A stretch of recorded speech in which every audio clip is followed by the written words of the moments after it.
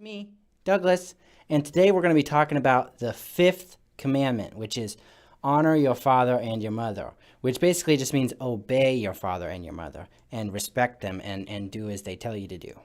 And the cool thing about this commandment is it's the first commandment with a promise. Yeah, so it's not just saying honor your father and your mother. It's saying honor your father and your mother so that you may live long and that it may go well with you.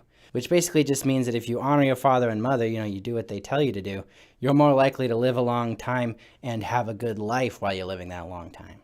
And I think that a lot of us really kind of struggle with this commandment. I know I do, and I think really all the 10 commandments, all the commandments in the Bible actually too, they're kind of hard to follow sometimes. But man, my brother has a really hard time following this commandment, and especially comes out when we go camping. Because see, the thing with my brother is he'll usually obey the second time.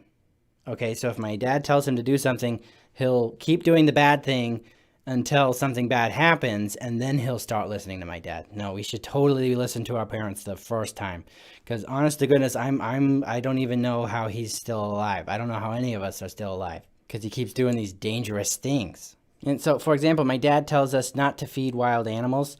And Steven, sure enough, he has to go feed the wild animals. So he sees a little chipmunk and he goes to feed it a cheese puff. And he goes and he gives the chipmunk a cheese puff. But the chipmunk, when it takes the cheese puff, it also bit him on the finger. And so Steven had to go and get shots so he wouldn't get rabies. And oh man, I hate shots. And so does Steven.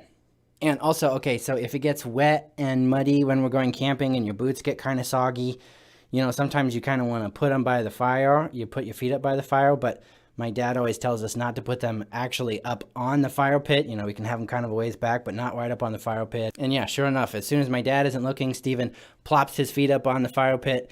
And after about 2 minutes of that, the bottom of his boots melted off. And he ruined his boots. And honestly, it'd be bad enough if he was just a danger to his own self. But man, he's a danger to everybody. Because when we go camping, we like to roast marshmallows. So we put a marshmallow on the end of a stick, and we put it over the fire. And if it catches on fire, my dad says, do not shake it, blow on it. Blow on it, don't shake it.